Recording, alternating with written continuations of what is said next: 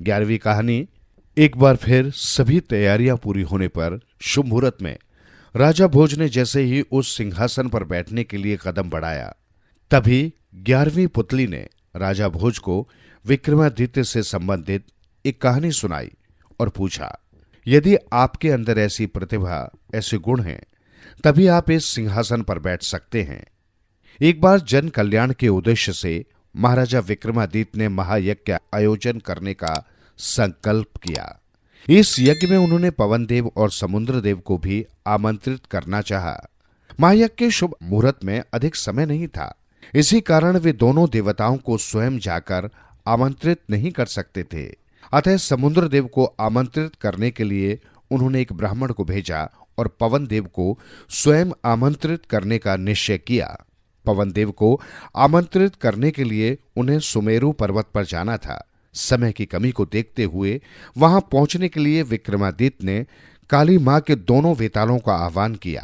क्षण भर में ही वेताल वहां उपस्थित हो गए और राजा की इच्छा जानकर उन्हें आकाश मार्ग से सुमेरु पर्वत पर पहुंचा दिया।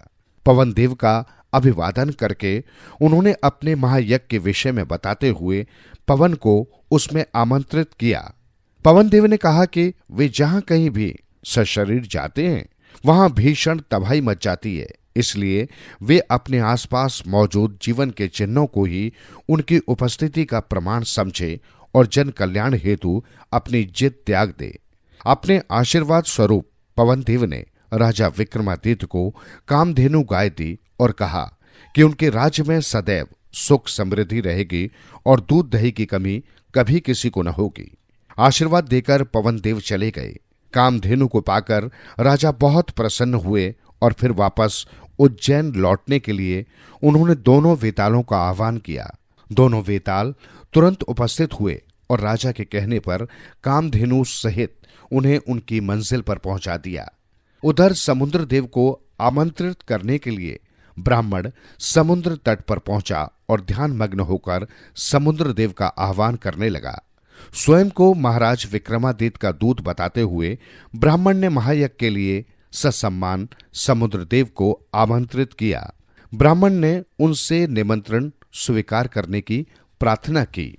समुद्र देव ने कहा, हे ब्राह्मण देव, मुझे महाराज विक्रमादित्य का निमंत्रण सहर्ष स्वीकार है, किंतु यदि मैं वहां जाऊंगा तो मेरे साथ ये विशाल जलराशि भी वहां जाएगी, जिसका अर्थ है निर्दोष जनता के जीवन को संकट में डालना। इसलिए राजा से कहिएगा कि मेरी समस्त शुभकामनाएं उनके साथ हैं। यज्ञ स्थल में मौजूद जल के प्रत्येक कण में मेरा वास रहेगा, अतः वे मुझे वहां उपस्थित ही जाने। इतना कहकर समुद्र देव ने ब्राह्मण को 5 बहुमूल्य रत्न और एक समुद्री घोड़ा दिया। कुछ ही समय पश्चात ब्राह्मण घोड़े और अमूल्य रत्नों सहित विक्रमादित्य के सामने था। उसने समुद्र देव की कही सारी बातें राजा को बताते हुए उपहार की दोनों वस्तुएं उन्हें सौंप दी। ब्राह्मण के कार्य से प्रसन्न होकर राजा ने वे दोनों वस्तुएं उसे ही दान में दे दी।